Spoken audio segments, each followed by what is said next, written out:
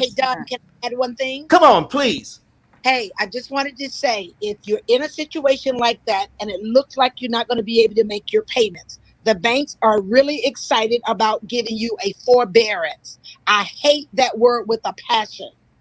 Call the bank and tell them you're facing a financial difficulty and request for a deferment. Deferment will place the past due payments on the back end of the loan, Don, what you just mentioned, Right. and then you pay the $28,000. The reason is, if anything were to happen in the next year or two, and you have to do a refi or anything of that nature, which I don't really like refi when you've been into the loan, you will be denied a loan because the forbearance is now on your report. One more time, doctor. One more time. Come on. Unless you have to ask this question: do I have an option for a deferment? Yes. A deferment means you've already missed 2 months payment. They see your past due grace history.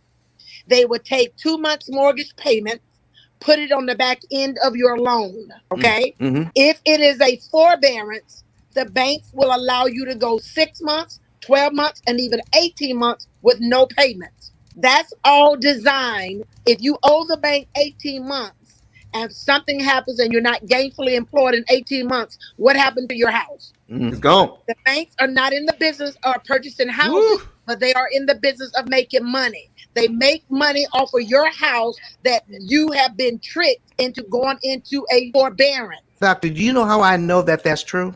Because I have my deferment papers Bam! that I requested. My deferment was accepted.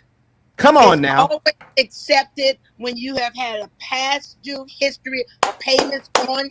And what has been happening is they create a spirit of fear. Yes. They create an atmosphere of fear. Nobody likes to tell anybody that I'm having an issue with making my payment. Yes. If you have had a life happens experience that's causing that payment not to be paid on time, sometimes need help, and it's okay to say I'm not okay. That's right. Okay. It's okay to say I'm not okay because that's the purpose of the bank. They don't want you to get 6 months behind. And if you do it that way, first deferment, second modification, only if the interest rate is 2% less than what it currently is. Come on. You want to know how I know that's true? How do you know that? Because that's how my ex-husband lost our $500,000 home. Because he let them, after our divorce, talk him into a forbearance. And what he did, I can And tell he you this, signed it.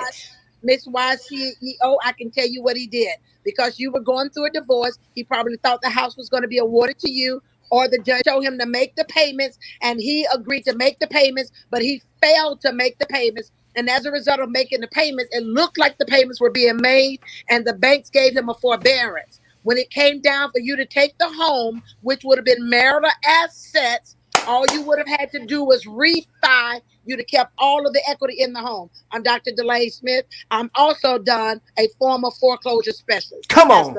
That's what we're talking about, folks. Listen, this is time for us to start to end financial violence. Financial violence that is caused by a knowledge that we should have that we don't have. That's it.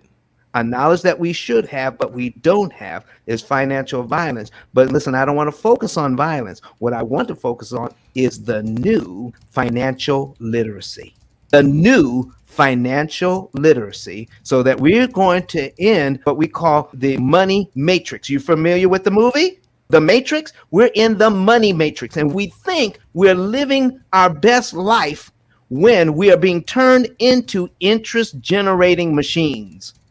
Folks, it's time to get out of the money matrix. Let's take the red pill and get our knowledge that we need to, so that we can live a free life, so that we can take our money back, to take control of our money back, and so that we can build generational wealth for our families. And why is that so important to me? Because my father left me nothing. His father left him nothing. How far back do we have to take this thing? When do we want that to stop? Wow. We want it to stop now. And the reason why many of us can't do it is because the average family is paying 35 to 39% of their take-home pay on interest. And we need to stop it now. we're trying to get the education out there. No, we're not trying. We are getting it out there. Because you know why? Because it's being live streamed and it's going to be up forever. If you're not sharing this, you're doing your family and your friends a disservice. Share it, get it out there so people can know. But Don has some valuable information that can contribute to the quality of a person's life. And it only costs you a few dollars. It's his book. Why not get that?